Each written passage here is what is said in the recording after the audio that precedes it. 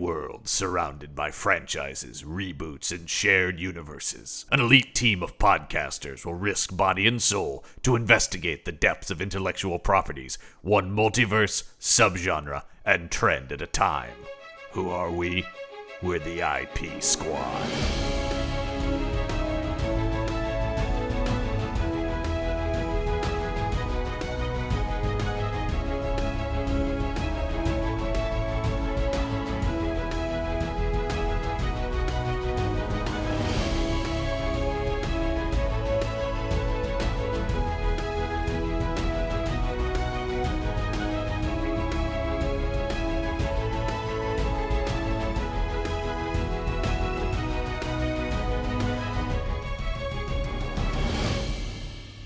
Welcome back to the IP Squad on our ongoing investigation into films based on pulp and comic strip heroes. I'm John Campbell. My partners for these investigations, the Jones Boys. It's Brendan Jones. Hello. And our man in the street, Robin Jones. That's right. A master of disguise because I'm from the street. And I know Robin Jones is street beef. What's your beef? Street beef. Street beef. Street beef. Let me tell you. I'm gonna tell you something right now.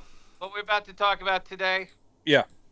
I love this guy, and I think my brother, Bex, Mr. Book Learning over here, the reader, he's probably gonna like this guy too because part of the time he plays by the rules. Yeah. And says, hey, that's the law. But then other times. He does what he's got to do. He dances around it a little bit. He dances around it. Yeah, that's right, folks. It is. Dick Tracy's a square cop. Well, yeah, but until he has to figure out how to take down Big Boy. Well, because he's dealing with such bad guys that he's got to, sometimes you got to change the rules. Yes, we are talking. We've entered the era of the 90s, and I feel like these next, starting here. And the next two episodes after this are almost a little trilogy. I feel like of reactions to 1989's Batman. Yeah, I wonder how the timing on that works out because I know Beatty had wanted to make. Well, yeah, but I think Batman and other people before him. Yeah, but Beatty, looking through the history of this, Beatty was like in some level attached to this since like 75. Off and on. Yeah, that's what we're saying. Right. Yeah. It's so and there are a lot of different versions that almost happened. Yeah, we'll talk Beatty about. Didn't want to direct. I mean, there's all kinds of stuff. He ended up like, all right, I'll do it. Yeah. So it is happenstance, but I think the reaction to Batman is more in audience readiness. Yes. And also. I almost said propaganda, but advertising, merchandising. The merchandising, the advertising. They like, oh, we figured it out. Yeah, Batman cracked the code on how to get people to go see a comic movie. Beatty hires Elfman to do the score because of the Batman score, and this is very much like, oh, let me noodle on some other things of my Batman sound, basically, right? It basically does Batman again, but stealing from Gershwin. What if the Batman score was done by George Gershwin? And there's a lot of like you're sitting there going, "Oh, Rhapsody in Blue came in. Right. Hello." And this is a Cracker Jack score. And it's a Cracker Jack score. But American in Paris have made an appearance. Yeah, and sadly, you also end up with some horrible songs by some hack. Are you? It's a joke. He's a joke because a god. Every song's a banger. Every song's a banger. All five of the original Sondheims. And it just put down Andy Paley like that, Brendan. It's just so sad. Who are you we're gonna talk 1990s Dick Tracy. Yeah. I'm gonna give a little bit of the history, and this one, this won't be long, simply because Dick Tracy is essentially still going. So I mean, there's not a lot of people that are sitting there one going of the most eternal, iconic comic book figures ever. There literally is it Dynamite has it now? Like they're launching a new Dick Tracy comic as we speak. So. I think it's Dynamite that's doing it. Dick Tracy never not in the public consciousness in some fashion. The thing is that again, I don't know people who follow it, and comic strips themselves, I think, are now just being read by real niche folk. In general, no one's keeping up with this stuff. Yeah, but this is a character that's been around since 31, so he's older than Superman and all that kind of stuff. And really, Chester Gould, the guy who created him, just a fledgling cartoonist.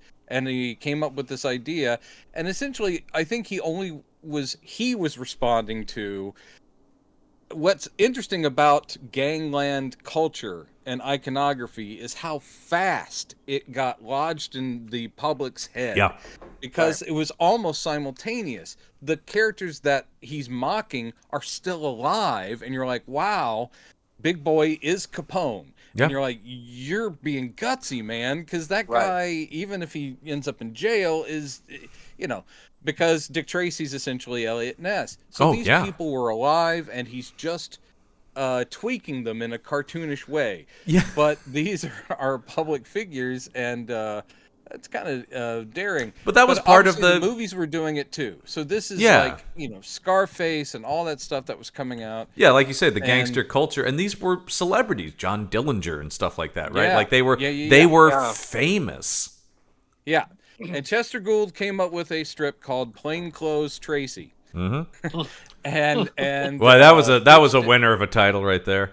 Yep. He pitched it, and really, just like we were talking about before, every now and then you'll get an editor who's like, you know what? What if you change this? And it ends up being the perfect thing. Yep. So, the Chicago Tribune guy who signed him up or bought the strip said, change it to Dick Tracy, because Dick's another word for detective. Yeah. And the whole thing of he also pitched way in, because Chester Gould just sort of starts the strip, and he's like, no, have something where there's a reason why he's with Tess and the whole thing, because Tess is there from the beginning too. The whole thing is Big Boy, who is the first villain he faces, offed Tess's dad. So that's what brings Dick Tracy into the story, and so there's this personal beef, street beef, where he wants to take down. This is a street movie, Big Boy, so yes, to get revenge on him for that. Also, of course, all that. The later stuff that becomes part of Dick Tracy, the Crazy Rogues Gallery, it comes in time, but it's so also influential. The idea that because all those gangsters of the day had their like nicknames and catchphrases, and so basically he's like, well, I'm going to make it manifest in their bodies, so they become this grotesquerie where if you have someone named Flat Top, it's because literally the top of his head is flat. The brow has this amazing series of brows. You're like, okay, I get it. Prune face. Yeah, prune face. Prune face has a very prune wrinkled. face. Yeah, very wrinkled. He looks like a giant prune on and his it face.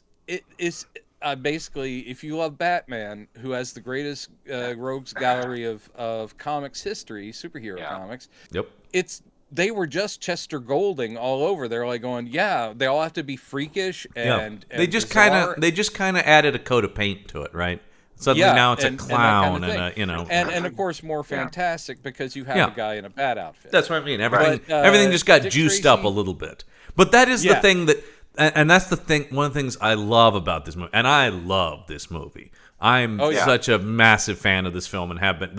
This totally captured being a kid when this was out. This completely captured my imagination, and that was the thing. On its face, Dick Tracy is just the Untouchables, right? They're just, it's a standard.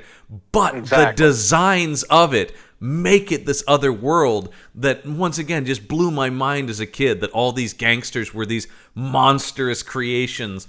And the genius decision of only using the 6 colors and using them at their most vivid shades. Right.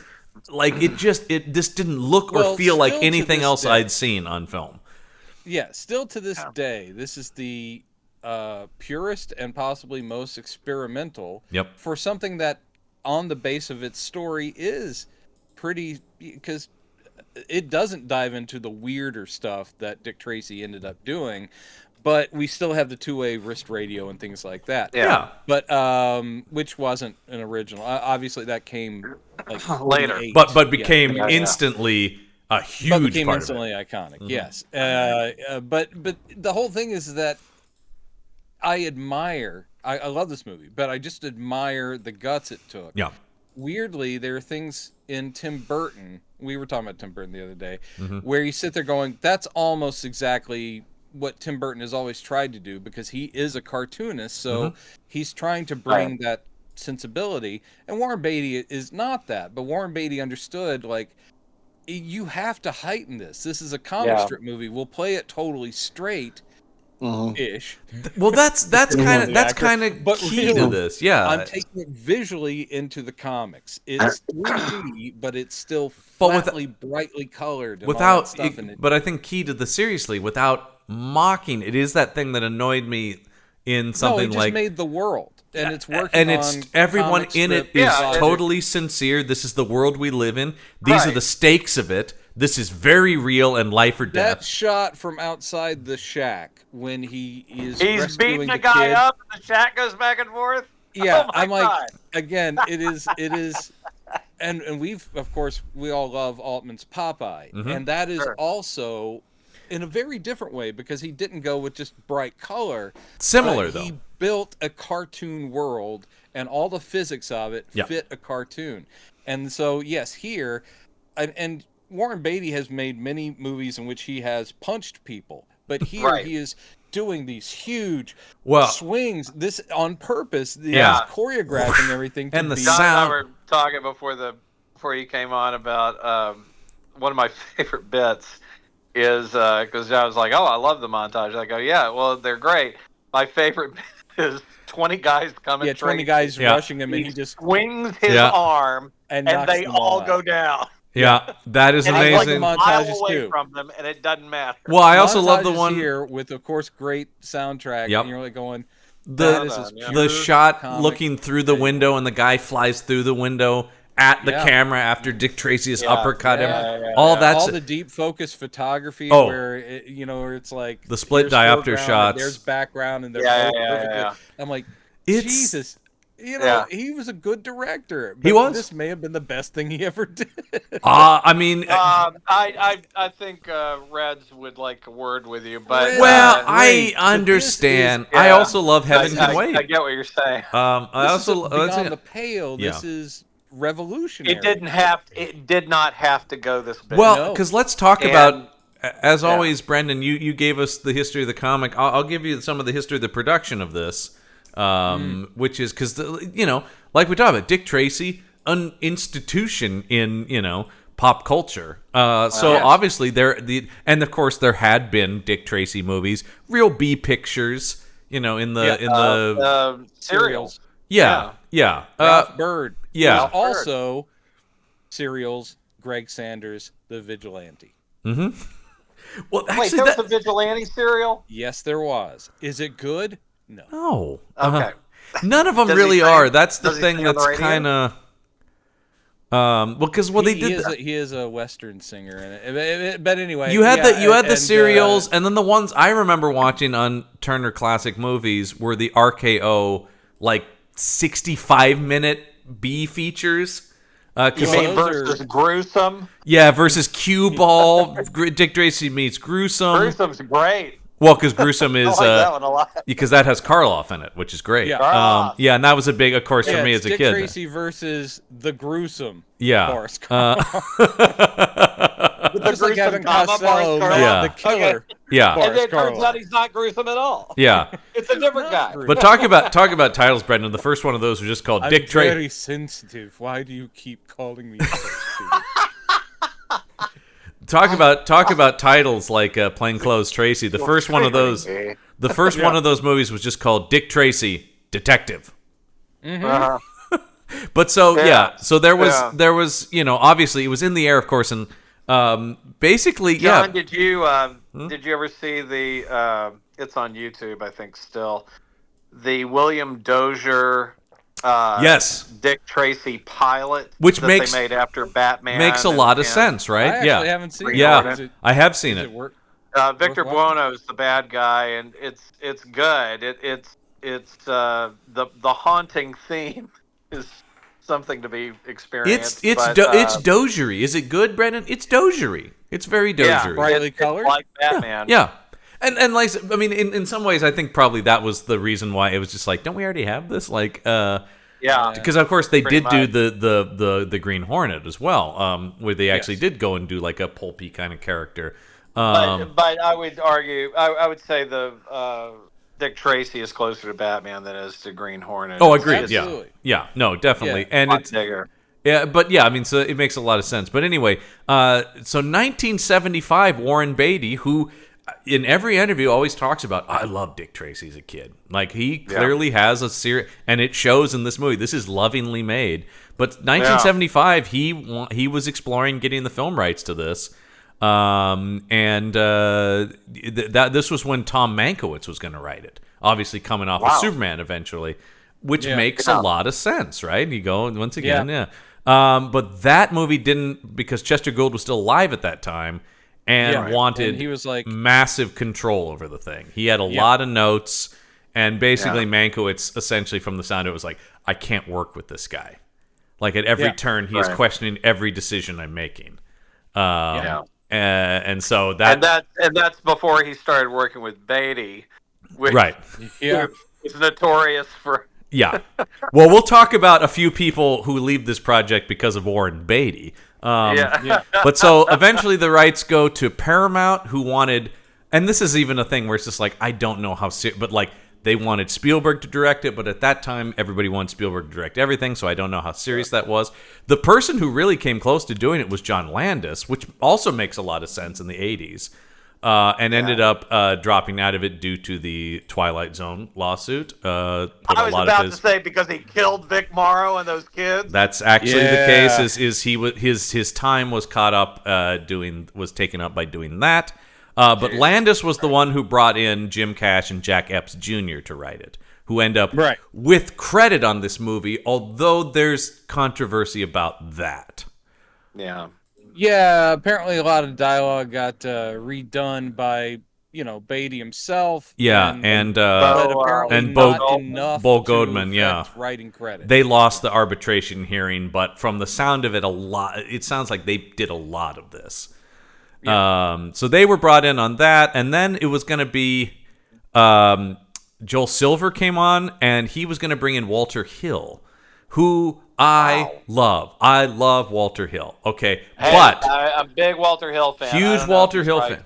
Well, no, apparently not. The big issue was between him and Beatty, because Hill was going, we're going to ground it. It's going to be gritty. It's going to be dark. This is going to be real. Dick Tracy, and as much as I love Walter Hill, way the wrong take, because like I said, like I was saying in the beginning, at that point you are just making the Untouchables. You're like, if you take out the cartoonish comic bookiness of the this, Untouchables is also a cartoon. Well, but it's grounded and gritty and R-rated, and it's realistic in a lot of ways. I mean, it's not it's not the historical story. I know, Brandon, but like also in real life, there was never a lawman and a guy on a roof and a guy. I mean, just that. Sure, but it is. In other words. Are you saying that they didn't have a gunfight over that? But I'm saying that movie carriage that didn't happen. Are you saying the De Palma movie though is gritty, realistic Dick Tracy? Like, if you were to put a coat of gritty realism on it, Dick Tracy is Elliot Ness. Yeah, that's what I'm saying. But if you take away the designs, the colors, you have that '87 Untouchables movie. So I think that was part of it. Right. He was also these were the. You want to hear the list of people that were considered for the role of Dick Tracy? Because Warren Beatty's coming in and out. These were the people. Number one, Paramount was very keen on Clint Eastwood doing it, which once again is like, okay, but once again, stripped down gritty Dick Tracy is just Dirty Harry. So now you're just doing, once again, that's the same thing.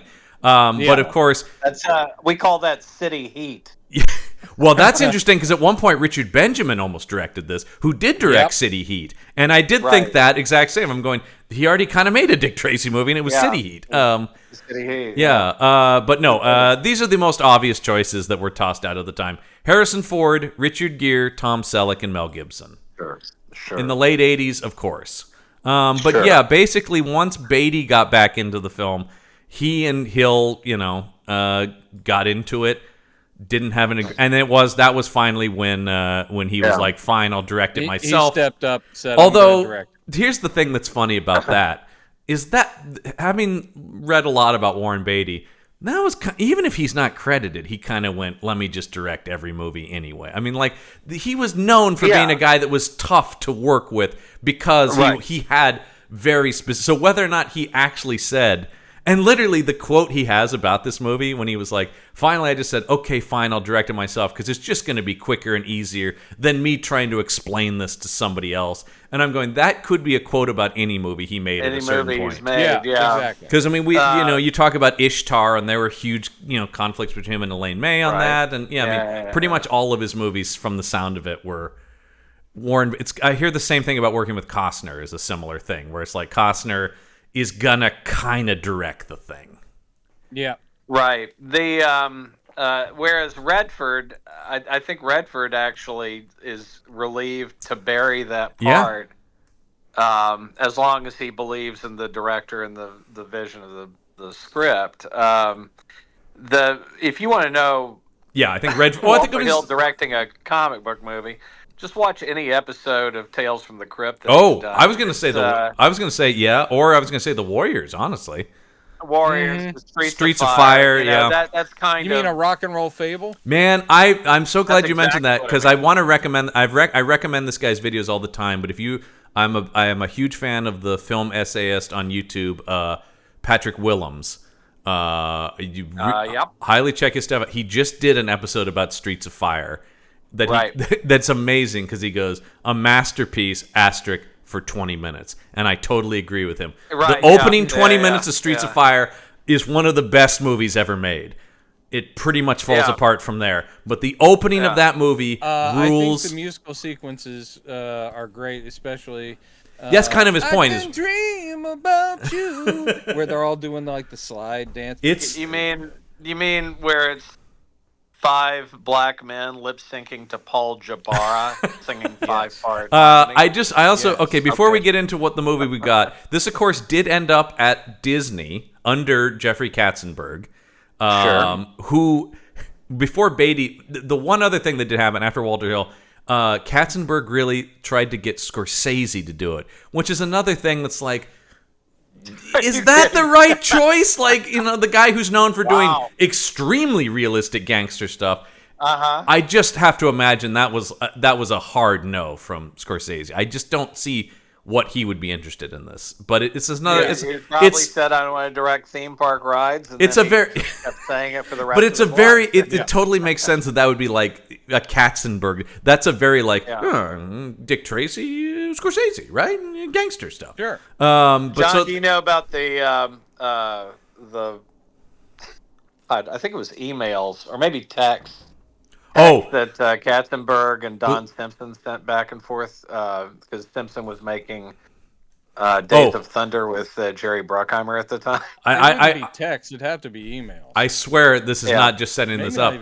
Another great Willems video is about Days of Thunder, and he gets into that. He gets extensively into the insanity of making Days of Thunder. But yeah, there's some insane shit in there. So they're big rivals. They know each other. Simpson's crazy on cocaine. Yep. And Simpson, some like a fax, I guess, of, you want technology for that. Are you ready for the thunder? Katzenberg sends back a fax that says, "You won't believe the size of my dick." Yep. And this was in Premiere magazine. Super producer movie line, the folks, snarky, gossipy movie magazine. Let's talk about Dick Tracy. Dick Tracy, though. So this for 40 minutes. This ends up at Disney, who also then ends up, once the movie's made, putting it under the Touchstone banner because they felt there were too many mature themes for a Disney film, which I don't think would be the. I don't think that'd be the case today, though, because of I think Pirates of the Caribbean was a turning point for them, where it's like PG-13. I will say, still, the costuming of Breathless Mahoney, which is see-through at a couple points, that's probably I remember this played at the River Oaks Theater when I worked there. And a PG. Yeah. They got a PG rating. It's not even a PG-13. Right. It must have been after it came out because I saw it at, I think, the Galleria. But yeah. That's okay. It's all right, Robin. But the thing is that Patrick White and I both, of course, ushering, we would go in there occasionally while the movie's going on and go, oh, yeah, you can see her nipple. Mm-hmm. You can see her nipple. Well, I will say the feet tall on that screen. I don't know what version of you watched of this, but I have a really nice Blu-ray of this. That is, it's abundantly clear what you can see of Madonna. Yes. It's extremely, yeah. You have the Blu-ray, so you do have the Blu-ray, which is it's beautifully restored. It looks gorgeous. It does, but I mean, he was. Everyone was banking on Madonna, and I will say, can I say, the weakest part of this movie? I don't think she ruins the movie. But I don't think she doesn't ruin it. But she's the weakest part. She's the weak link. Only because everybody in this movie, including Charlie Korsmo, oh everyone man, everyone in this movie is perfect. This was the age of Korsmo, my friend. All great because it's not just like the of the day people. It's just Warren Beatty going, these are all killers you guys have forgotten about, but I've been working with them for years. By the way, and so it's all these great characters. There's Seymour Cassell. The one person, Michael J. Pollard. Michael J. Pollard as Bug Bailey. Come on. I mean, Dick Van Dyke. I love the Dick Van Dykes in this movie. Dick Van Dyke used to tell the story of Warren. Apparently likes a lot of takes of things. And he's pretty well known. He made him fall from that gunshot. Oh, about 37. Hey, the take they got was really good. I was like, and Dick Van Dyke could take a bullet. Well, who would have guessed that physicality would be? Said, Warren, I don't mind doing pratfalls and things like that, but I am in my late 50s. Yeah. So if you could just find one of those that you could use. Well, I think it's also one of those things that always gets me is at a certain point with these directors, you just want to be like, what are you looking for? What am I not doing that you would like me to do? Right. Well, I love this movie, and this is my first hot take. I think between this and Desperately Seeking Susan, it's the best that Madonna's ever done, and I think she's perfect in this film. Oh, wow. That's what the character needs. And the only, Beatty does such a great, and I'll give you this, it's largely because of Warren Beatty framing, shooting, filming and sculpting this performance out of the film. Yes. Where he clearly wanted it to be, every scene with him and Madonna is supposed to be Gary Cooper and Marlene Dietrich. Sure. Every single time. And it's supposed to be lit like Joseph von Sternberg, and that's the feel of it. I agree that she is used well, and I also agree, or from what I know of production on this, she's trying her hardest. Oh no, She really wanted. I mean, absolutely. And that's apparent. And I agree that this is probably the best, along with Desperately Seeking Susan, the best that she ever was on film. She tried really hard in Evita, but it just was far beyond her. Yeah. So this is. Can I read you the? Can I read you who? She doesn't ruin it. Yeah. But she's the weakest thing. But let me tell you, would the movie be better with any of the following people who were considered for Breathless? Michelle Pfeiffer. Yeah. She would have been better. I mean, Kathleen Turner. Kim Basinger, which is a little bit like, all right, well, now we just are doing Batman. And the person who really wanted it was Sharon Stone. Well, I mean, if they were going to lip sync, Michelle Pfeiffer can sing. Michelle Pfeiffer. Well, I was thinking Michelle Pfeiffer, obviously. I think that would have been the. Because I mean, obviously, that calls up like Fabulous Baker Boys, right? I mean, that's sort of like that kind of thing. Yeah. I feel like she would have been Sean Young. Well, boy, Sean Young, of course. Sean Young, of course, was cast in this movie and filmed as Tess Trueheart. She Sean Younged it. Well, because it's an interesting thing. She was quoted in the press as saying she was fired because she refused to sleep with Warren Beatty. But other people on the set say she was also kind of a problem. I'm not saying both things can't be true. Yeah. But apparently she was not super great to work with as well.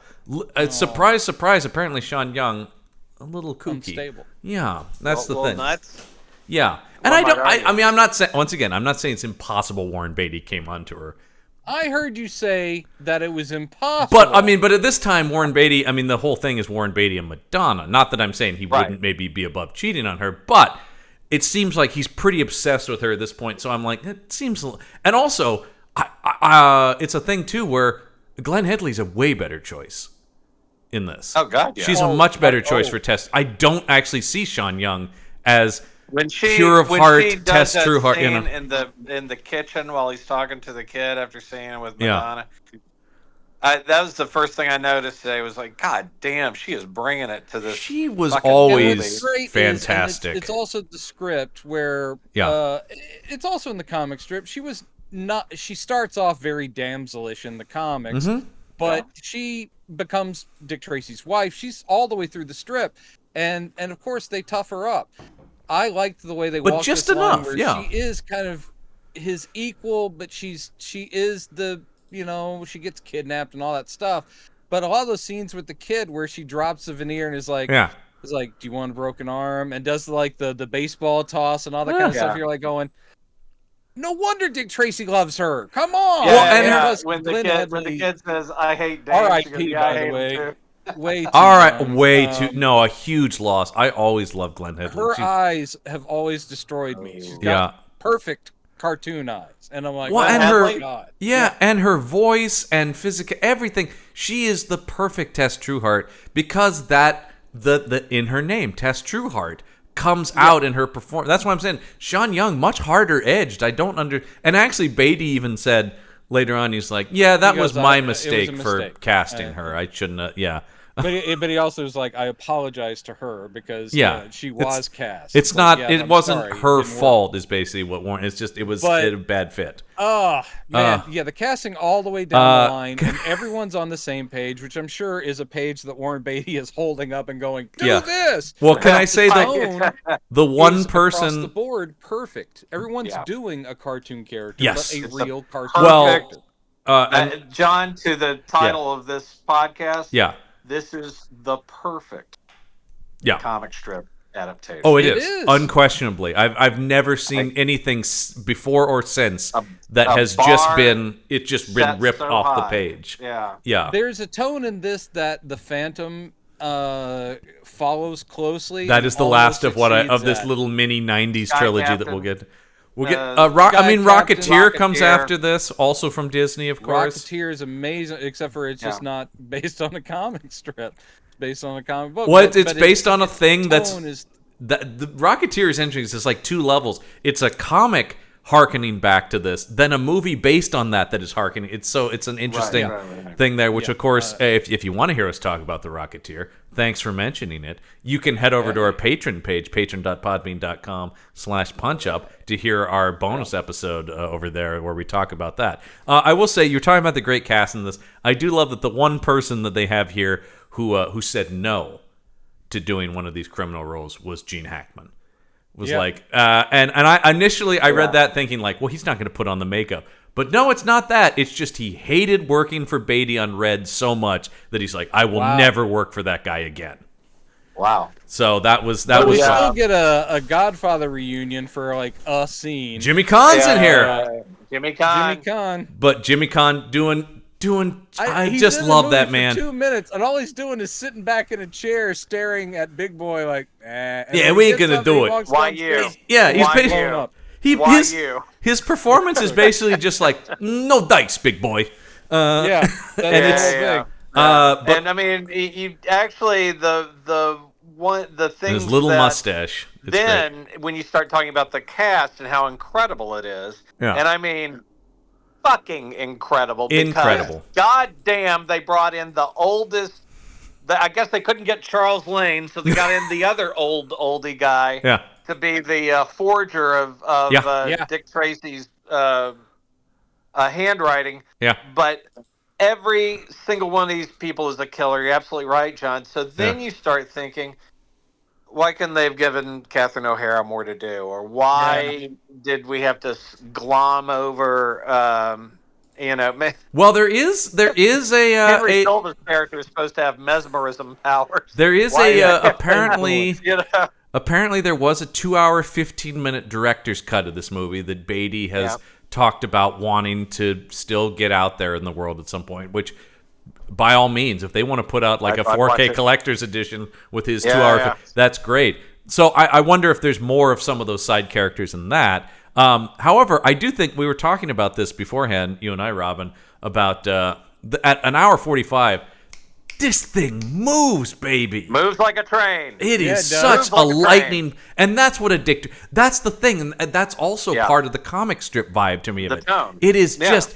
Every scene is bang, bang, boom. It's just exactly. It's bang, bang, boom. It's bang, bang, bang, boom. It is that thing of it's because it's interesting that it is campy. Like I see people call it campy, and it kind of is, but not like what you think of. Like once again, like the Dozier stuff, like the Flash Gordon movie. It's not that. It's so earnest at the same time. It just believes in its own reality so much. Every one of those scenes with him and Tess, every time that he has to break away from Madonna and like just the way he and this is a thing I think about constantly with Warren Beatty and Robert Redford. Mm-hmm.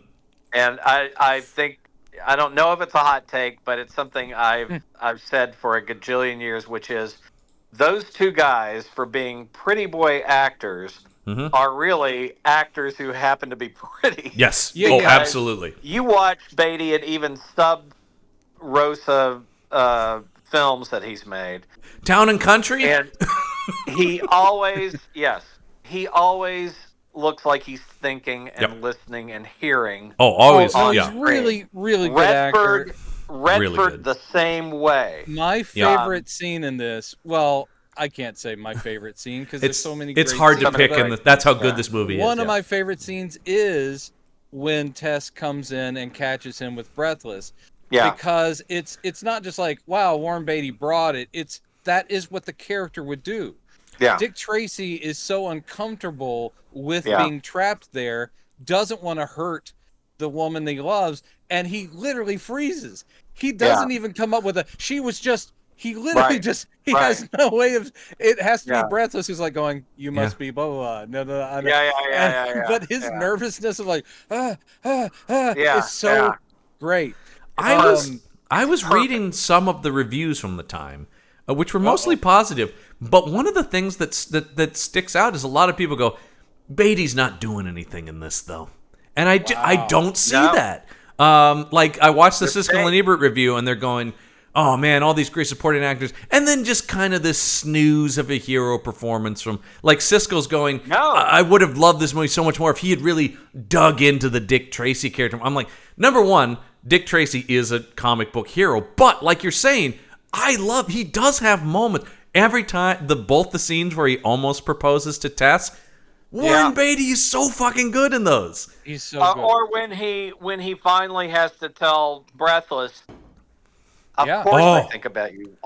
There's not a moment I don't think about you, but there's a woman I love, and I can't hurt. I love that line. I can't hurt her. He says that it breaks your fucking heart. When Breathless is dying and she's like going, tell me the truth, was there ever a chance for us? And he goes, even to a dying woman, he can't lie. He doesn't say anything though. It's just on his face. I'm sorry, there's a woman I love. Yeah. You're like, because this is right up my alley. Yeah. The Stalwart. Yep. And they chose to not play with that. I'm sure Walter Hill would have, it's a front he puts on, or da-da-da. In this, it's just, he is the purest of the pure.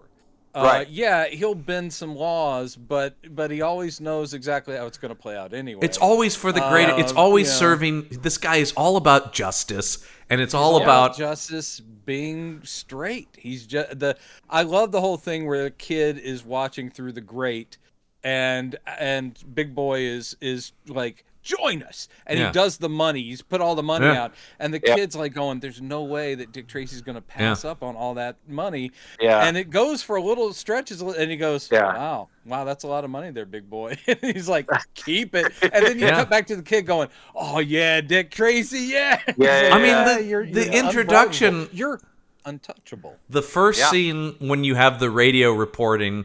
And it's just his badge and hat and gun, and he's just getting ready for work. And then the iconography completely works every time they cut to. I will say this also: down the line, production design, costume design, which makeup. It deservedly won. He's walking down the street, and there's like bright reds. His yellow. It's at night, and the street is blue. You see this huge splash. In any other movie, it would be water with maybe light reflecting.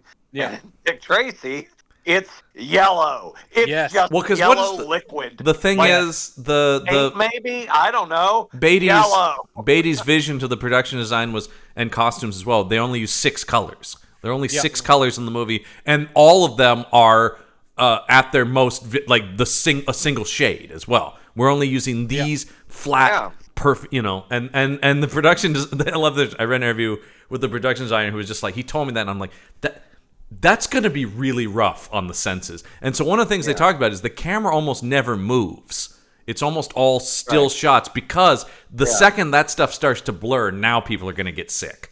And so they were talking about everything is very like a comic book panel in that way. Like a panel. Yeah. The only places where the pure primary and secondary colors are kind of changed is also on purpose, because there's that lavenderish purple that's associated with Breathless. And that's the only place you see that color.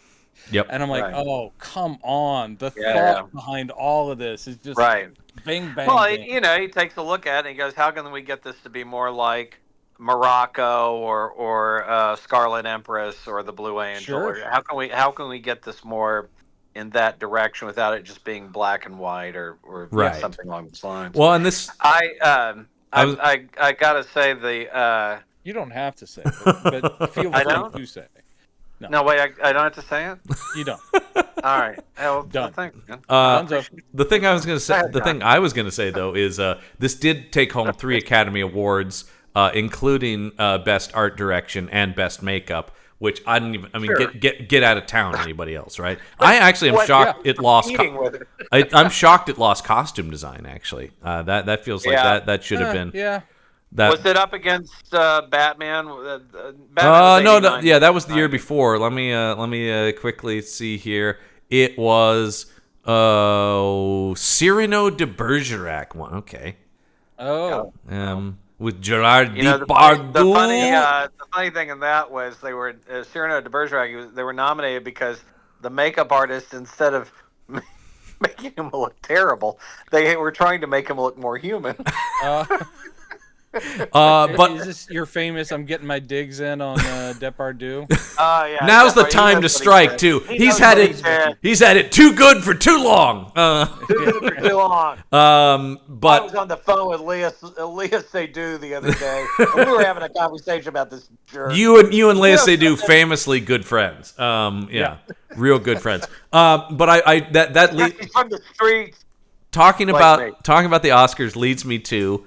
This movie was nominated for, and still holds the record, by the way, for most nominations for something from comic book or comic source material. Yeah, apparently Black Panther in this are in contention. Yeah, yes, but I will say that leads me to one of my very favorite things about this movie, and the only person who received an acting nomination for this, and a guy who I think this is legitimately one of my favorite performances of his, Al Pacino is Big Boy in this. Yeah. This is a guy who's already a cartoon, right? And so you put the makeup on him, and Pacino is just unchained in this, right? Like it's just he's been waiting to play a comic book character. Right. Scarface was the North Star on the latter part of Pacino's career. That's a real turning point. Scarface is a real turning point. Just fill every silence. Yeah.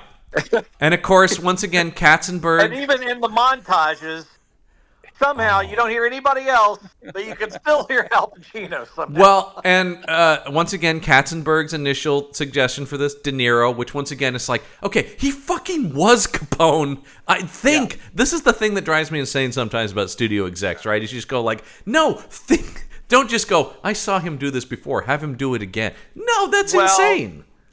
You can argue. Charles Grodin always tells a story about they were doing Clifford, and the director kept saying, "We need somebody for this part that's like a Dabney Coleman part. Maybe somebody who could do that kind of Dabney Coleman thing."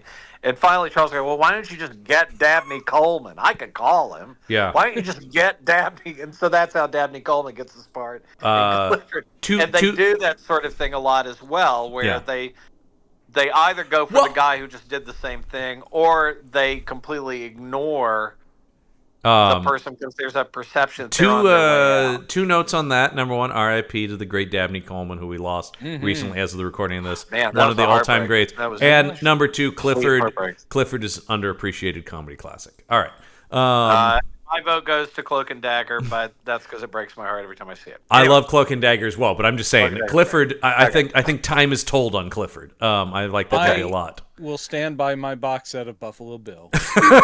Also great.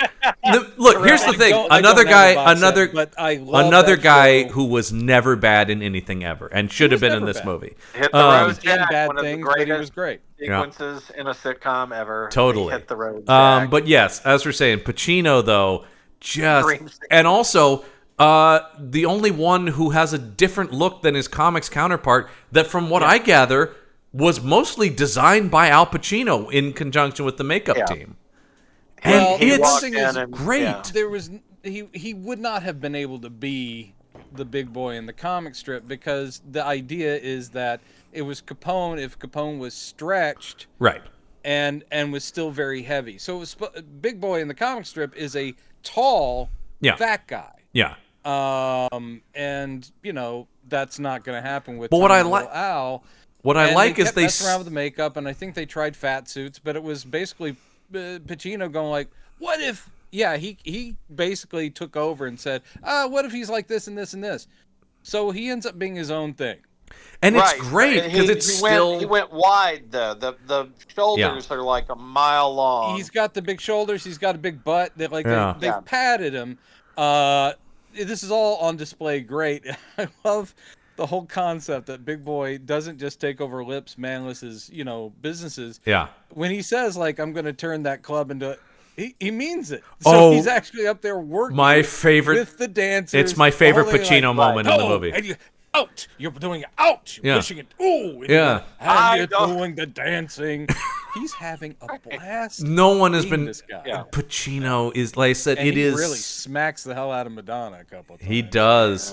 There's also... I know that's supposed to happen, and you're like, damn.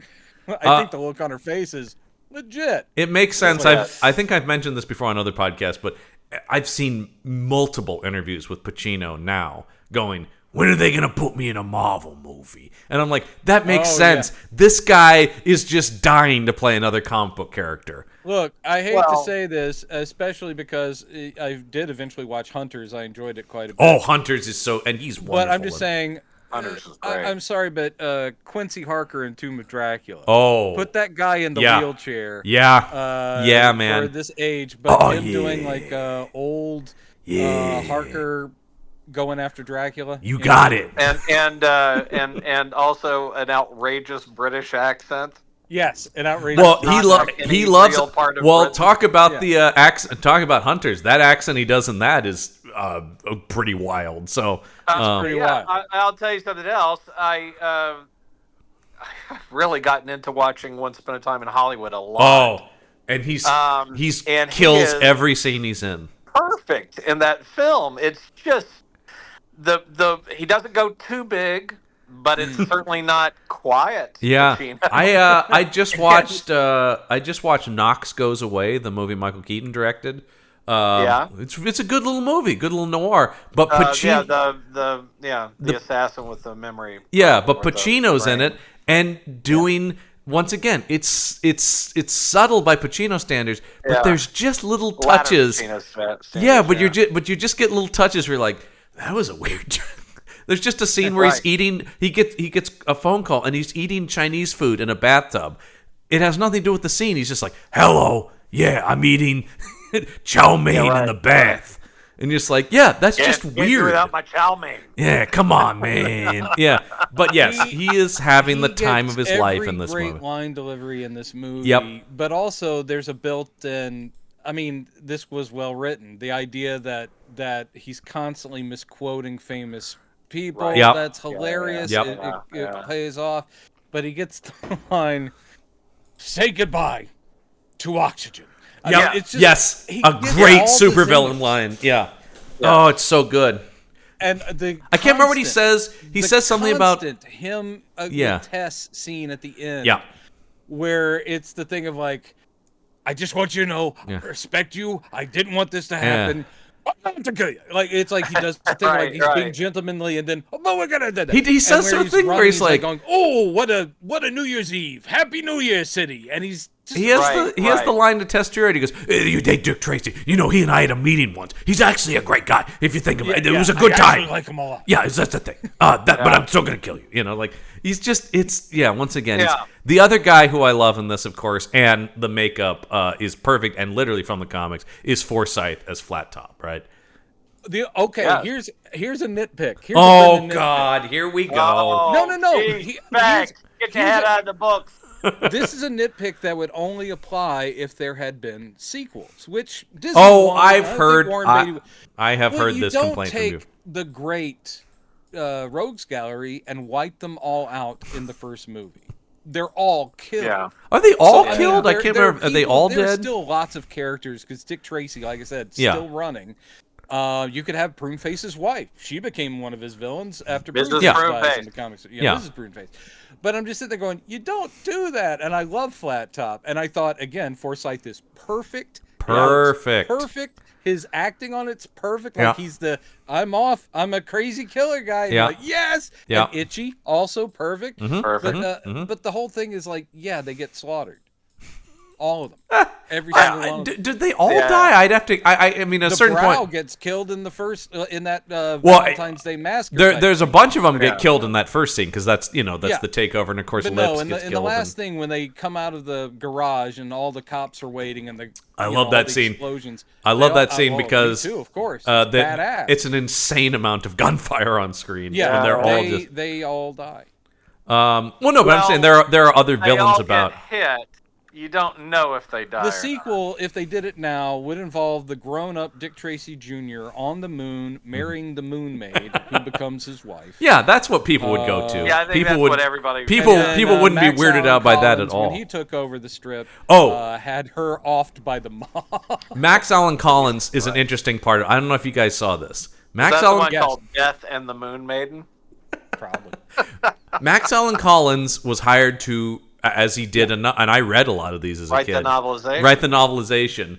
Because he took over the strip. Yeah, he got hired to write the novelization. Disney rejected his first draft, and then he wrote a second draft that ended up getting incorporated into the script because he actually fixed plot holes that apparently Beatty was like, oh, that actually does make more sense in your book. Can we go back and ADR in some lines?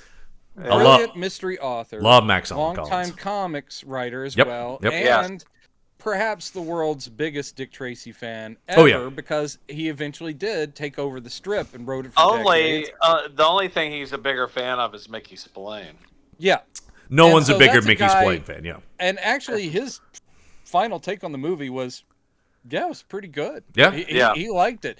But he is not a guy where it's similar to me. If you really know the source material, he couldn't shut off the brain that's like, well, that's wrong and you should tweak that. Well, so a lot of the dialogue, especially at the very end when they do the zoom in on the cafe and they've clearly ADR'd in the kid going, oh, so 88 Keys set that thing up with Big Boy because Breathless was in charge as the faceless guy and that he was her piano player. You're like going, I mean, I didn't think that was non-obvious, but apparently they're like, oh no, most of the audience doesn't understand what that had to do with anything. Thanks for mentioning 88 Keys, because Mandy Patinkin's in this movie too. Dude, Mandy Patinkin. We just go down the line. Like Everybody's angel, perfect. Charles Durning as Chief Brandon. Oh, Durning! Perfect. Once again, we just talked about Durning last week. Do you think Durning wished that he had a Sondheim number though? I think probably. Yeah. I mean, because obviously one thinks of best little whorehouse in Texas, right? But Pat Patton, all you think about is Sam Ketchum. All these characters, they nail. And of course, I'm glad that they worked around the fact that Dustin Hoffman, they only had for like a day, and he wasn't with any of the actors. And he's crushing it. Pacino. He does a little bit with Pacino, Yeah, a little bit. Oh. Yeah. But it's still, who else would have done that? When he's finally like, yeah. When he's drinking, also another great another great Beatty moment is him drinking that water like, that's good water. And then when Hoffman just when Hoffman just starts going, although knowing he must have hated this. Did because you guys catch that Kathy Bates is the poor stenographer? Actually, I didn't until this viewing. Because this is still early days with her. She's a lot thinner in this than what's interesting is Beatty almost, instead of making this at the same time, he almost directed and starred in Misery and chose to do this instead. Which then, of course, has Kathy Bates a couple years later with James Caan, who's in this movie. I might have known that, but here's another hot Beatty take. would have been great in that, of course, but and I may have mentioned this to John before, but no Dick Tracy and no clear blueprint for films like Sky Captain, Sin City, things where there is clearly a lot of green screen and well, the artificiality works for both because they're sitting there going like, this is a comic, and actually I think the green screen in this is great. I think it's dynamite because it's not actual green screen. Hold on, I have a thing about this. But my hot take was this is a Sin City that is much better paced, more expertly done as an adaptation.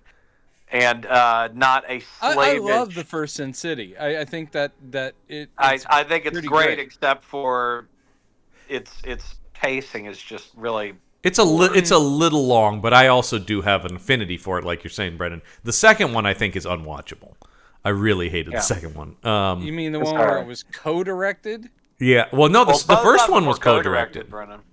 I think the first one's co-directed in name, and the second one actually is. Oh, okay. Well, I think Frank was on set constantly talking with Rodriguez on the first one, but I think on the second one, Frank's like, no, I can actually man that camera now. Look at how awesome the spirit is. So let me co-direct this with you. We'll get to the spirit when we get to it. I think it was my problem with the first one is somebody said, in the comic book, all I have is a panel where a car is driving, and then all the narration helps cover that. And somebody didn't put their foot down and go, but this movie has to move like a movie, not like a graphic novel where you. Yeah, I was saying that I think that movie's maybe a little slavish, and I get it because he's a fanboy, which I am too. But I think there were times when he maybe adhered to Miller in detriment to the movie. Now, I think it mostly works, though. I think, as I said, I think a lot of that movie is great. But it's telling that one of the world's best action directors, the one time he co-directs, the best sequence that works pacing-wise is the one that Tarantino did. Yeah, which is a great scene in that. It's great. This is anyway. Back to Dick Tracy.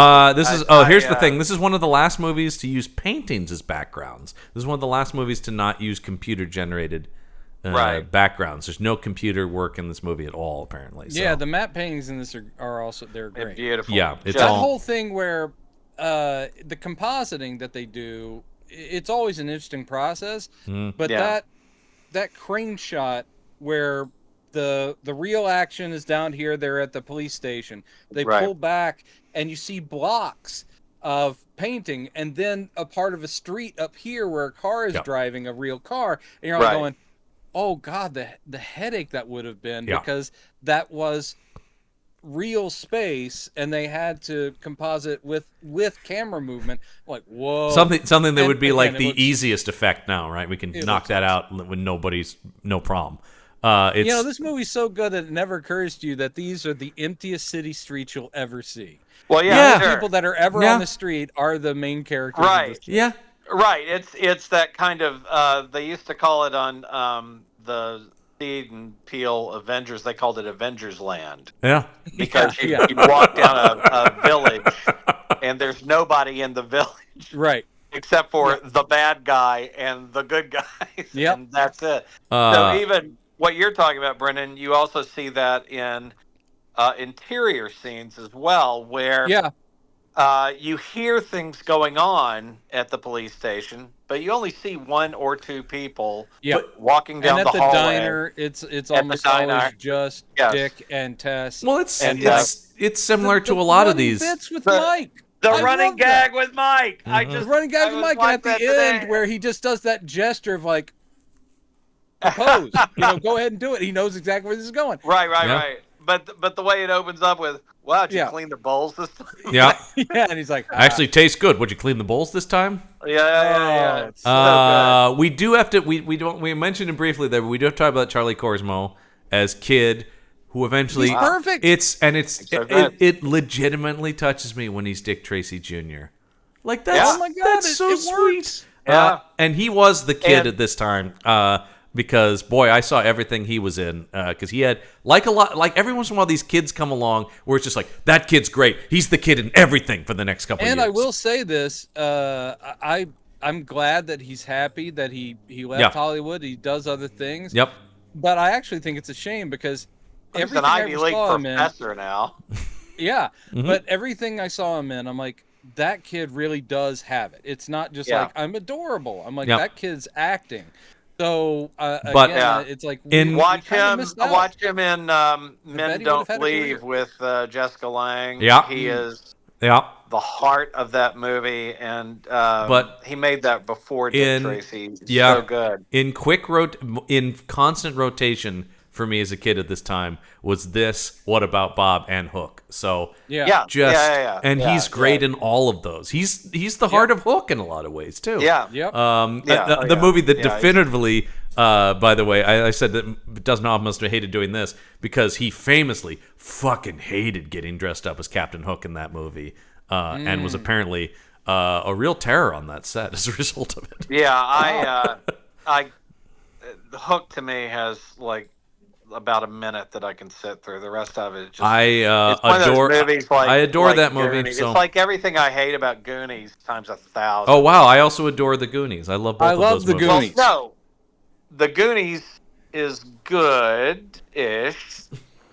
I like the Goonies. I watched it with my kid when they were younger, as you should. But there is a thing that was carried over from, as much as I love 1941, with certain Spielberg ensemble movies where it feels like it's just fueled by cocaine and screams, and I agree that Robin and I are in agreement on Hook. I can watch Hook. You're both crazy wrong about that, but you're both sleeping on Hook there because Hook is fantastic. It's a fine performance. It's a fantastic movie by both Hoffman and Robin Williams, R.I.P. Yeah. But the concept, which should be awesome, is not good. Peter Pan, he came back and now he's American and middle-aged. That's such a Brendan complaint that he's American, but Well, it is simply because it's one of the most British stories of all time plays, and then America takes it, and we're doing the sequel, and it's not. It's all right. No, all right. John, I just Hook for me is you can dislike Hook. That's just culmination of all of the stuff that kind of makes my teeth itch a little bit in 1941 and Goonies, and to put a further cap on it, Spielberg is no Altman. Altman could have done those ensembles a lot better. And, all right. Radio lighting and everything would have worked. Let's stick on something we all agree is good, unless Dick Tracy. Now something you brought up, Brendan, about the Batman effect on this was... You have to keep in mind, Robin, that John saw it when he left the womb. You know what? As an infant, they took him to adore that movie, and I will say that it's in his blood. You saw it as a kid. Everyone I this know, is the world. Our beautiful I mean, it is true that pretty much everyone my age loves that. I mean, like in my generation, that is a John, classic. You're not alone. I'm not saying that. No, it's not. It's not an insane opinion. No, it's just And nor do I actually think you guys are crazy for not liking it. Once again, it's just to each their own on that. That movie really works for me. Spielberg by and large, and that is one of my favorite films he made. Yeah. He apologized for that movie, and I know a lot of people are like, "Don't do that." Even if you don't like it, don't make us wrong. Movie where a bunch of people are screaming for 2 hours. I'm gonna watch 1941, and that'll be that. I do actually like. I kind of like it. Well, I mean, that's my favorite of his movies. So, yeah, I love that movie. So the thing you were talking about, Brendan, the Batman effect of this, which is this thing. Yeah, all of a sudden there's now Batman. There was an interesting article I read a few years ago. I think it was on AV Club about how Batman invented the modern blockbuster, and that is outside of the movie. The merchandising. That's what I'm saying. The modern block.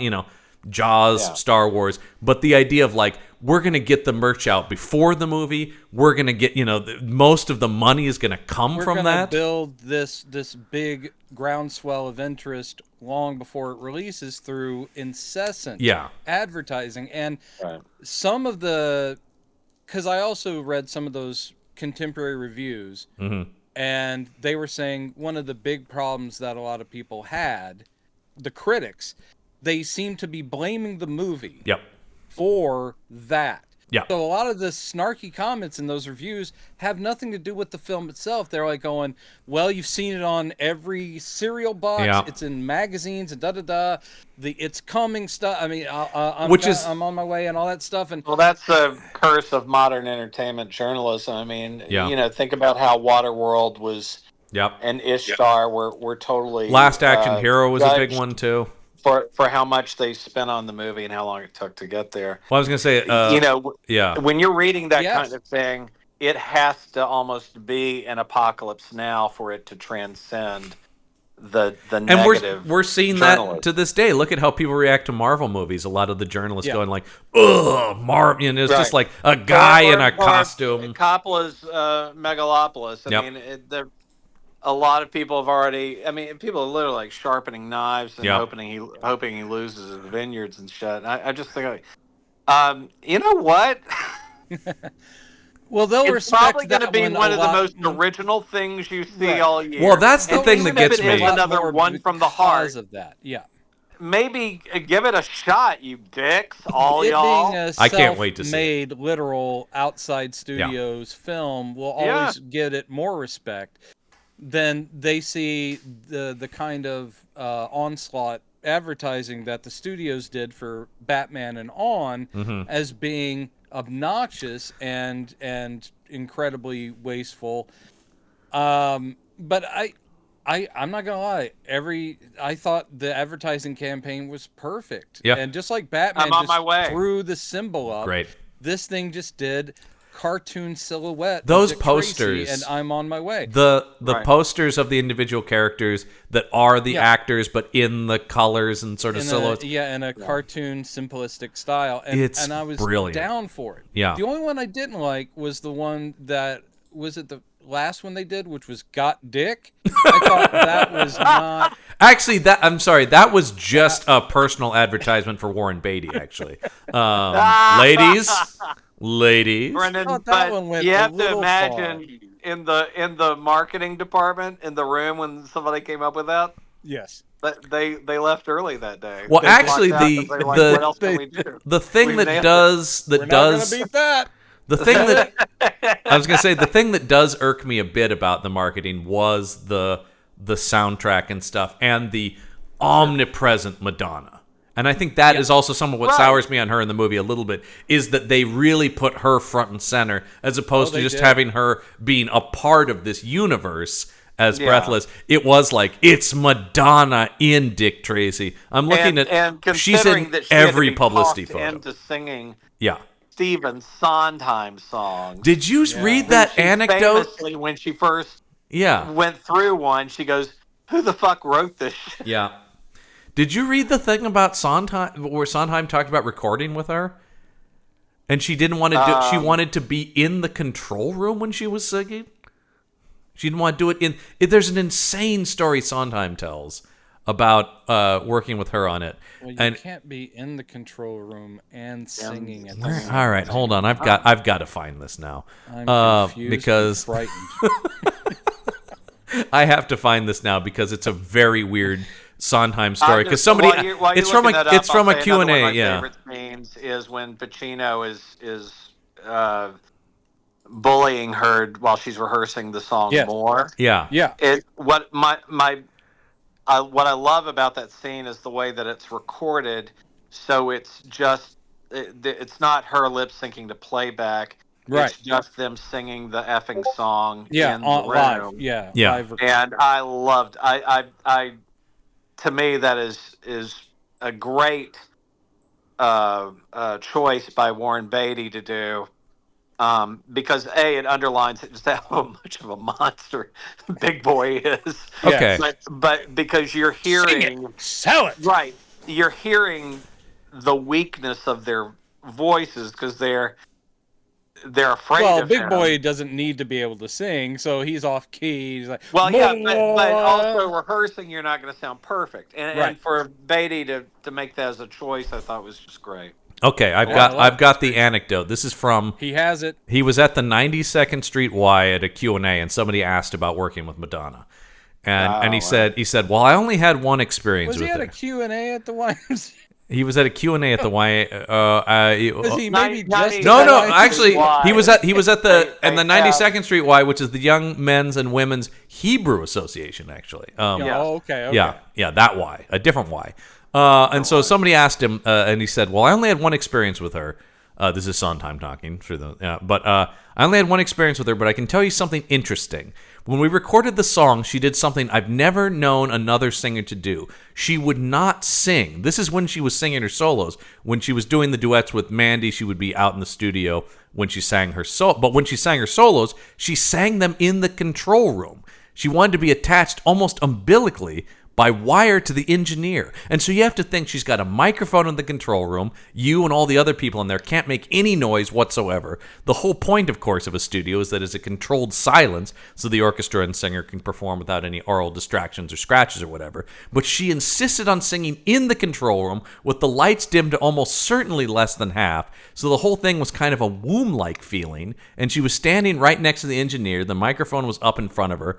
I was sitting there. Ordinarily, I sit there with a pad and take notes on things I want the singer to do on a second take, but I realized that the sound of the pencil on paper, no matter how lightly I wrote, would kill the recording. So I had to keep thinking, all right, I got to remember that's a D flat, not a D. That's an A, okay. I want a faster tempo. Right. And he basically talks about, then she would just be like, no notes. We're not doing it again.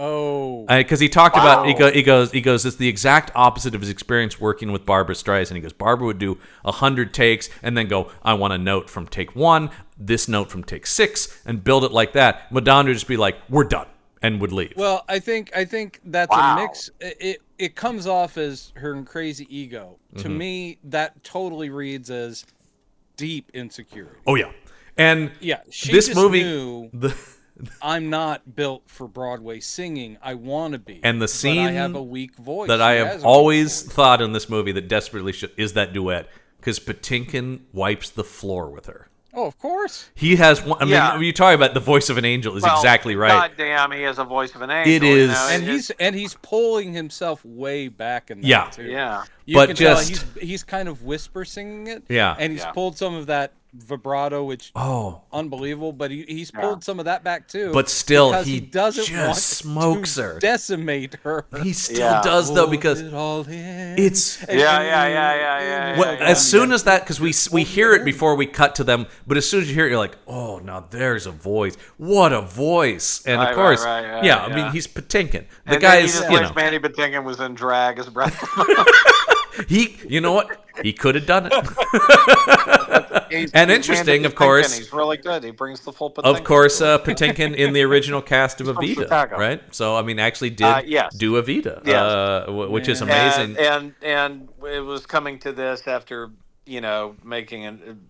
being even more successful in Sunday in the Park with George, which is a better musical because it's Sondheim and not Andrew Lloyd Webber. Anyway, my point being, Evita's better. Sorry. No, better source material, better. Oh my! I like lyrics. Really? Because Tim Rice, I will always champion Tim Rice. All right.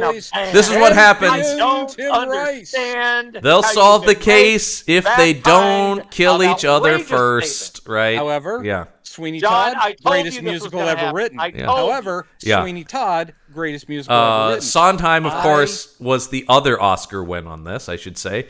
Sondheim did win for Sooner or Later, I Always Get My Man, won Best Song. Great song. It's a great song. I think, though, What Can You Lose is the killer here. Yeah. As much as I like More better than Sooner or Later, to me, because Moore is just so witty. It's like one of his wittiest lyric runs. I love Back in Business. I think Back in Business is so fun. It's good. Yeah. I actually was watching this.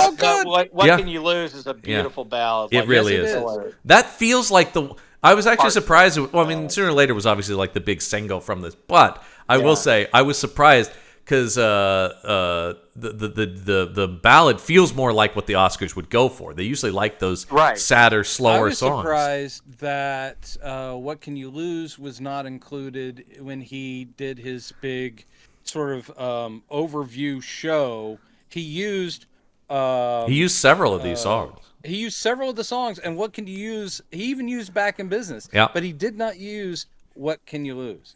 The thing I was thinking watching this. I don't know why. The thing I was thinking watching this is, how is nobody, and I would imagine this would probably be Warren Beatty, tried to bring this to Broadway? Doesn't it feel like a Dick Tracy musical?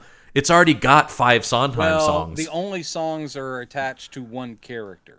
Well, no, but in other words, Dick could not be singing any of those songs. Why not? And if you're doing a musical, they don't fit in his character. But I'm immediately going, have Big Boy sing Back in Business. Sure. Yeah. I mean, you could, John, and then you'd have to write new songs because 5 songs is not. At this point, because to Brendan's credit, even if you did throw 1 or 2 to other people, it's not enough songs. You still only have 5 songs. No, you'd have to expand. You'd have to expand. You would need Sondheim to write more songs for the. Can he do that?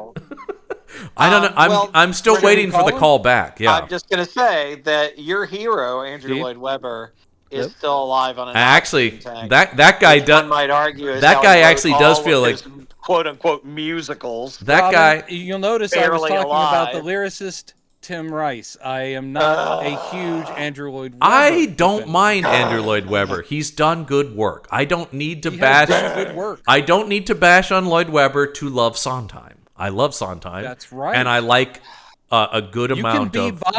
Yeah. No, I like DC and Marvel. I was just gonna say they're the DC and Marvel of Broadway. Pick a side, you cowards. Pick a side. This got ugly. We should wrap it up. Yeah, I think we've talked about this. Is just great stuff, man. It's great stuff. I am always Mr. Source Material, and this is the source material. It changed once things again that only people like. Why don't they mention it? Who cares? All right, my other hot take about this is if I'm going to watch a comic book movie from around this time, it's not going to be Batman. Well, all right. That's where you and I would disagree on that, but only slightly. Only slightly. Batman Returns, I think, is the better one. Neck and neck with Dick Tracy, but I love Dick Tracy so much. Yeah. And this is coming from somebody who saw Batman quite a bit in the movie theaters. I was just blown away that this is a guy who's seen Batman more times than any other movie. I've watched that '89 movie, including I don't know if I mentioned, but maybe I've said this.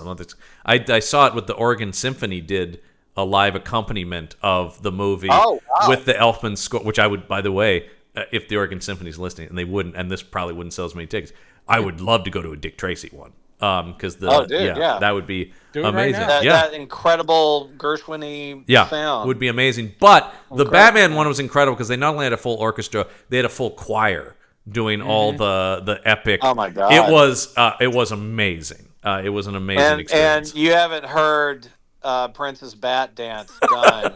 Those the full orchestra. When those sequences happen, they put their instruments down and just let Prince. Put their instruments down? Yeah, they didn't. Right, well, they didn't play those parts. Yeah. Who do you trust? Who do you trust? Oh, it's amazing. By the way, apparently Nicholson at one point considered for the role of Dick Tracy. I think they were just tossing out names, like we talk about with anything. We know this. It's like when you hear about Robert Redford as Superman, and they're literally just going, "Who sells tickets?" They're not thinking about Nick Nolte. Right? Yeah, we're just going like, "Who's a guy?" The thing I heard about Nicholson was that people suspected that before the movie opened, no one knew who the blank was, and they suspected it might be Nicholson. Oh, that would be. It was going to be the surprise thing at the end of. Yeah. By the way, you can't look at anything with the blank without thinking, why haven't we gotten a question? I know. It's always the God. It's always the one thing. Your tall nephew, Brendan, would absolutely agree with you. It's always the one thing I talk about. Boy, if I got in on DC, that's where I'd pick. What are you doing with the question? Right. Let's do the question. That's a streaming series waiting to happen. Oh, it's 100%. I just read those because of the omnibus. That would be their Daredevil since the '80s, and you don't have to do much. Like I said, it would be their Daredevil, right? It would be and that's the some perfect of the best stuff that man ever wrote. Oh, unquestionably. Damn. Yeah. It's amazing. Anyway, I think we'll look at some highs and lows, and then we'll also. I do have a clip as well to play at the end of this here. Lois? Wow. It's High and Lois. The movie High and Lois. We'll be talking about that one. Yeah. This, but I think we'll agree with this first one, which of course is the high. This comes to us from Movie Addict 2016, who titles their review "One of the best comic book adaptations of all time." Sure. I've been watching Dick Tracy for years, and as a result, has become a vital part of my life, as it was with me throughout childhood, and I used to see it quite often. Seeing it now as an adult, it's still a very good movie. Dark, satiric, and incredibly misunderstood. About the only thing that can be said is the Oscar nomination Pacino received. Other than that, it is rarely discussed and didn't make much of a fuss when it came out. By the way, this is a thing I've read about a lot of people reacting to this, that this movie is forgotten. I hear a lot of people talking about this movie as a movie that no one talks about.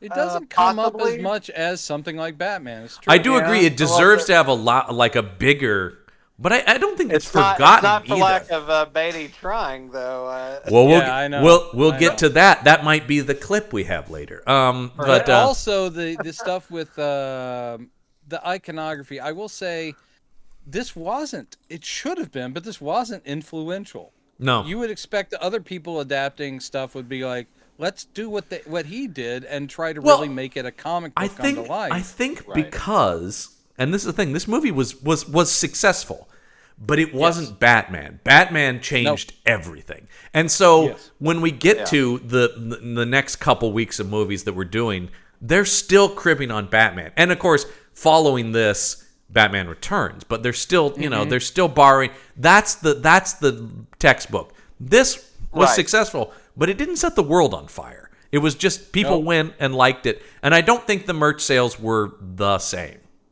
I think the biggest. I would argue the biggest sales that came out of this movie were probably the Madonna album. Madonna album.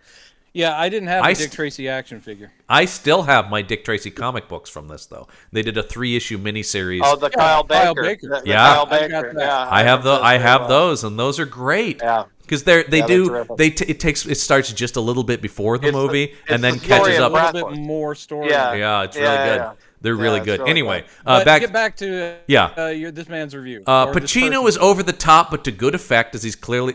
By the way, isn't that every Pacino thing? It's Pacino's over the top to good or bad effect. Yeah, but that's the thing. It's just like, how does it work in the movie? Decides, right? Right. But okay. But he's clearly having loads of fun. Beatty is great as Dick Tracy, and behind the camera manages to capture the atmosphere of a film noir comic book better than any other film possibly I have ever seen. I would argue I think it's just this and Sin City. I mean, but anyway, just taking a look at. What else have you seen? Sky Captain has a noir look to it. I guess Rocketeers. Yeah, just taking a look at one scene from the film is breathtaking. I agree with that. You could take out any scene and it's like a painting. God. The lighting. It's what if Edward Hopper did a comic strip. The lighting, velvet overtones, smoke and smog combined to create a great effect. There's some really funny cameos, including one by Dustin Hoffman as Mumbles, and I don't think there are any flaws at all in terms of the acting. Even the mandatory kid character is far better than expected. Agreed. This was a bad time for kids in movies, too. There were a lot of annoying children in films. Overall, a really, and even as a kid at this time, I knew that. You were like, if I had to see Macaulay Culkin and one more thing, I swear to God, Dad. Well, actually, shoot this television like Macaulay Culkin was considered for this role. I'm sure he was, and I probably smartly so chose to do a film called Home Alone instead. So maybe that was a good call on his part, actually. Probably the best choice. Overall, a really fine movie that has become misunderstood over the years since its release and is incredibly underrated. This is true, with only a 5.7 rating average on IMDb. That is unacceptable. The critics' reviews are very positive, and after seeing the film once again, it's not hard to see why. This is a perfect example of capturing the essence of a comic book from style to eccentricity. Highly recommend. 10 out of 10 stars. Well, I agree with that person, except for when they generalize about comic book movies. Yeah. But here, let's hear somebody who really, really didn't like this. This is... John, I hate to interrupt, but it looks like Specs has wandered off to do a little bit more book reading. I don't know where he went.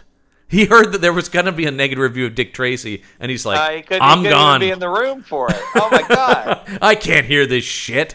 Was it because I was overly putting down Andrew Lloyd Webber as a hack? Maybe so. He is so sensitive, Specs. He loves those. He just loves cats so much. He loves cats so much. But specifically the narrative of it. It's such a great story. That's the thing about it. Yeah. Oh, look, he's back. Hey, buddy, how you doing? Sorry to have interrupted. I missed all of that. That was the building manager. I don't know if you guys heard. They're still working. No, didn't hear any of that. Wow, that's amazing. Anyway, so I know it's been okay. Weeks, Here is we saved it, so you still get to hear somebody being negative about this movie. This comes to us from Dr. Q Shadow Reviews. What? Well, listen to that name. Dr. Q Shadow Reviews. Are you a real doctor? I want to see your accreditation. Yeah, I need to see this. Who titles? I'm a little concerned about the letter Q in your name. Is this some sort of conspiracy? This is kind of what I expected the negative review to read like. Anyway, the review is titled "A Confused Slight to Moviegoers Young and Old." What? A boldly literal interpretation of what was, at the time, 60-year-old source material. Dick Tracy was dated before it had even commenced filming. In today's world, it's a painful reminder of what happens when badly misread cultural trends, aging showbiz producers, and a full committee of writers collide on screen. Visually, it's a day-glow disaster, combining recklessly outlandish wardrobe, distractingly obvious matte painting backdrops, startling grotesque makeup effects, and an odd mix of kids' primary colors with black ink noir lighting. The cast is so stale, weak, and one-dimensional throughout that not even an A-list staff of Hollywood elites is able to play life preserver. Dustin Hoffman, James Caan, and Al Pacino are lost amid the flood of stilted dialogue. Madonna sleepwalks through a rotten performance as basically herself, and Warren Beatty is so squeaky clean and unrelentingly straightforward in the leading role that it almost works on a purely satirical level. clearly, someone, somewhere, saw the runaway success of Tim Burton's Batman and chose to grant a similar treatment to a character they recalled from the funny pages of their own youth without stopping to consider if Tracy's story was as relevant and transgenerational as Bruce Wayne's. The splashy colors and simple, hackneyed plot make it a no-sell to adults, while the abundance of sex and violence also makes it tough to buy as a kid's movie. Genuinely awful from start to finish. I had to watch in 3 installments because it kept putting me to sleep. 1 out of 10 stars. Oh my God! I feel sad that this. Someone be that wrong. I feel sad for this person that they don't know what joy is. I wanted to tag it by saying, "Sincerely, Sean Young." Yeah, I mean, I'm just saying, I feel sad that this person doesn't know what joy is, because it just feels like they wake up every day in a sad, almost sad everything world they stated. Everything they stated as a weakness. Yeah, is a strength. That is weird. Well, I love the idea of the matte paintings things. It's like, did you think they were trying to sell those as reality? Yeah, like, I don't. Artificiality's built into it. Yeah. Squeaky clean. That's the whole point. Yeah. Dated. Primary that's colors. the whole point. Yeah. It's all of that is the genius of it. Oh boy.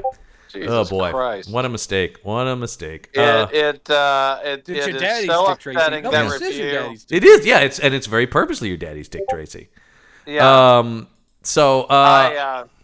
You read the original. Brendan, back me up on this. You read the original comic strips, like from the first few weeks to a year of Plainclothes Tracy, and it's a much straighter comic strip than it became. So the noir touches in the movie Dick Tracy are equally as valid as the latex he's using and the primary colors, et cetera, et cetera. I remember he did an interview with Barbara Walters, and it was a typical Beatty interview where he barely says 2 words because he's afraid of incriminating himself. But one thing I don't know anything about anything. Yeah. One thing he does say is that he wanted to make... Yes. When he made the movie, he was thinking in terms of primary simple colors for a Sunday comic strip.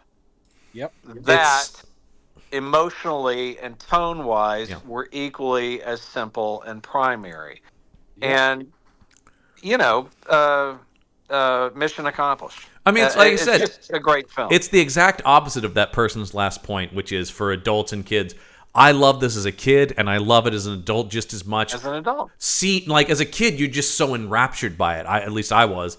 And then as an adult, you can see... but I loved it from day one. That's the thing. It's like, but being a kid, like I said, this movie definitely, like, is a big reason for my love of pulp stuff and things like that. I was just so, like, what an exciting... And also, as we talk about the pacing... dude in a sweet hat. Oh, dude, I thought Warren Beatty was... when this holding movie a Tommy opened, gun. They opened with... they ran this way for a long time. They opened with a Roger Rabbit cartoon in front of Dick Perfect. Tracy. Yeah. Perfect. Oh. Yeah. Absolutely perfect. Where is the miss on this guy? Across the board, every decision what are you missing here? Dead on for this thing. Now, that leads us to today. And this is where my love of Warren Beatty starts to fade because of his refusal to let go of the rights to Dick Tracy. He will not, because we should have more Dick Tracy stuff. It's the lesson of the Roger Corman Fantastic Four writ large. This guy, and otherwise, because for people who don't know, career. And believe me, he doesn't want people to know he's doing this. He tries very hard, it seems like, for people not to know this, that he has to every few years produce a new Dick Tracy thing. Something Dick Tracy. Yeah, and so he's been for the past couple years, every once in a while. He's done 2 now. John, longer than that, 20 at least. 20 but for the last few years, he's done these specifically. These Turner Classic Movie specials where he appears as Dick Tracy, and they all air at like 3 a.m. Like they're buried and they're embarrassing. Well, also Dick Tracy is trying to sell you the ShamWow, I will say the only halfway decent. Also, Dick Tracy it leaves is things as clean as me. Dick Tracy's trying to push his pilot too many cooks. But it is, and each one is sadder than the one before it. And I'm gonna play you a little bit of the most recent one, which came out last year, 2023. Go. It's a special called Tracy Zooms In. And I swear to God, this is real. Have you seen this, Brendan? Yeah, no, I haven't seen it, but I read about it on Wikipedia. It is Dick Tracy on a Zoom call with Leonard Maltin and Ben Mankiewicz and Warren Beatty. Right. He plays both himself and Dick Tracy. And what I'm about to play for you is one of I'll play it and we'll talk about it. How about that? Yeah. So this is Dick Tracy. And this is 90-year-old Warren Beatty, and he's this is where we lose the audience for the podcast. Right? But this is that's another thing too. Is each time he does these, you're just like, oh, him in the yellow hat and coat gets sadder. Yeah, because he actually, I mean, for a 90-year-old man, he looks great. But when he's trying to dress up as Dick Tracy, he looks sad. Yeah. Anyway, here you go. This is This is a snippet of the conversation. Here you go. Placed the call. That was me, Warren. I placed the call. Warren, Leonard and I happened to be on a Zoom call today with Detective Tracy, and he has just spoken very positively about the interview you and I did a few years ago that he'd never seen until yesterday. Yeah, I felt that was a good interview. You were very articulate regarding the value and necessity of collaboration. That's true. I was surprised and well, I was impressed. You know, I mean, somehow I had always assumed that when you made the movie about me, you didn't really want anybody interfering. Well, collaborating isn't interfering, it's contributing. So we called you, Warren, because actually everybody wonders why you never made another Tracy movie.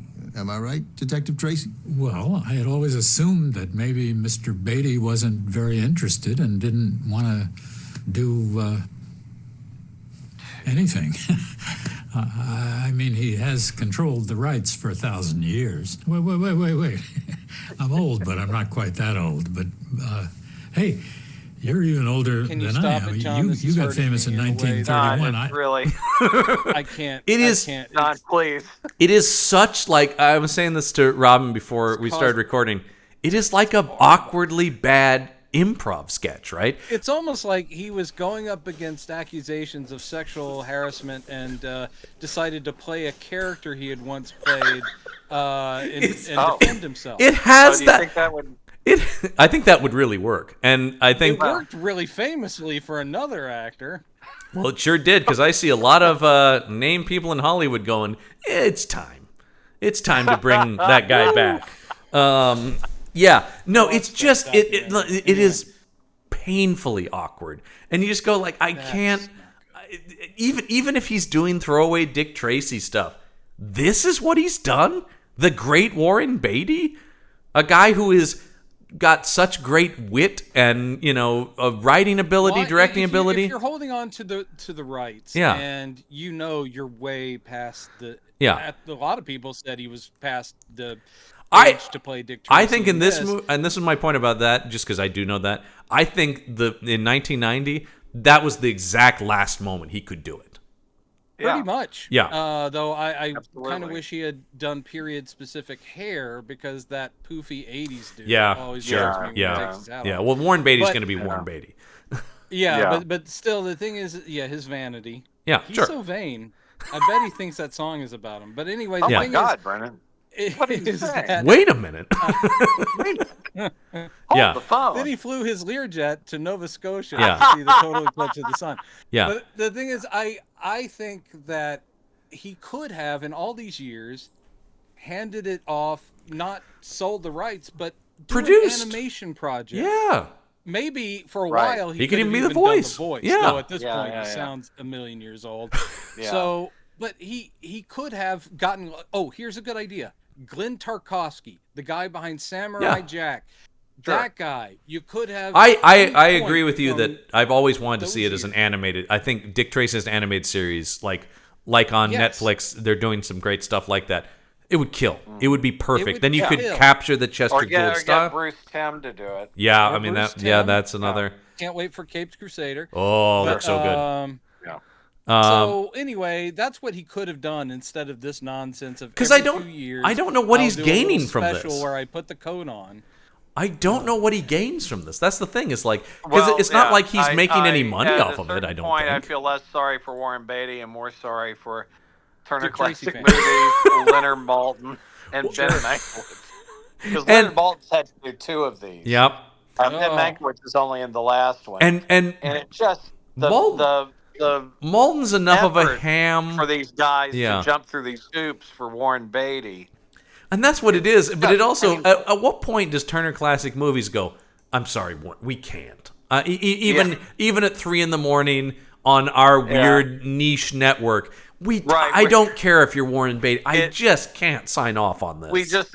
All of our subscribers have said they'd rather watch Amos and Andy. Because and the thing I love is both times he's done this, I always just hear about the original actors. Right. Both times I've heard about him doing this, it's always just like, well, he's done it again. It's just like everyone's embarrassed for him. Right. And that makes me sad because I love Warren Beatty and I love Dick Tracy. It doesn't make any sense No. what he's holding on to the rights for. He's doing nothing he has with a it. Vision. He doesn't. Yeah, well, I know. He has to know he can't come back and play the character. But I do know up to at least a couple years ago, he was still talking about playing the character again. Oh, and I mean, maybe you could make like Old I will Man say Dick Tracy. Tracy in the comic strip has aged, and Junior did grow up. I mean, and Junior did marry. Maybe there's a movie to be made in like an old man action movie version of Dick Tracy.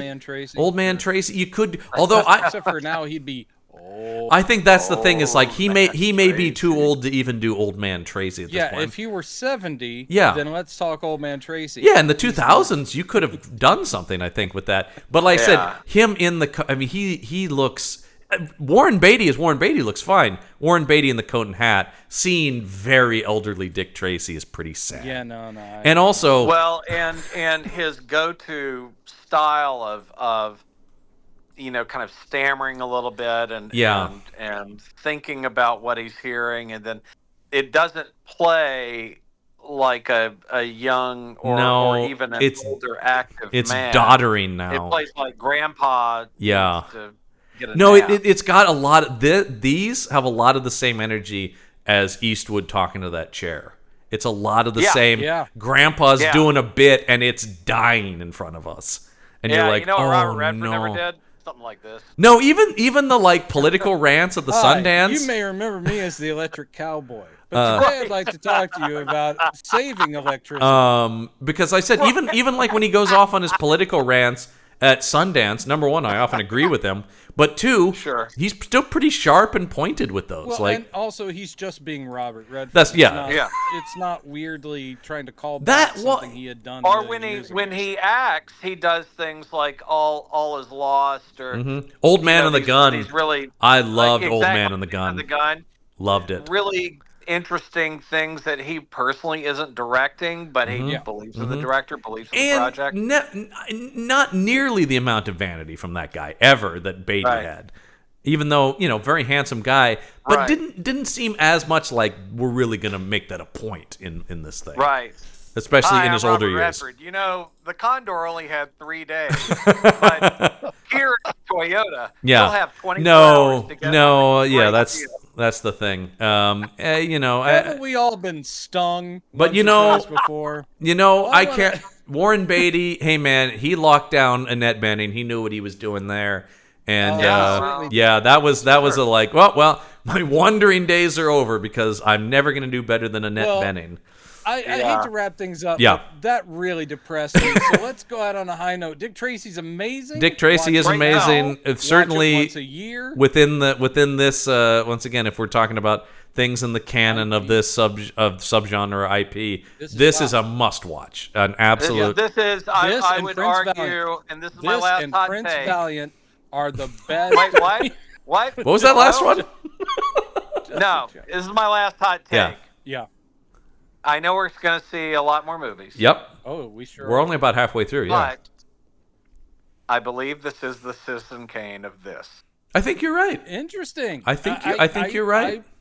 I will have to look at the sum total. Yeah. But this is way top. Well, next week, you guys, as always, I give you the tagline, and I think you might know what this is from the question that is asked in the tagline, which is, who knows what evil lurks in the hearts of men? The shadow knows. It also, the poster also answers. I'm gonna give a preview hot take. Are you ready? Yeah. Mm-hmm. I don't know if you remember the reviewer talking about Streets of Fire, but this is a movie with a great 20 minutes in it. This is a movie I love. I love this is going movie. To be, I mean, because John and I have already had our did this talk about. It's a thing that comes up a lot in our talk about stuff. Yeah.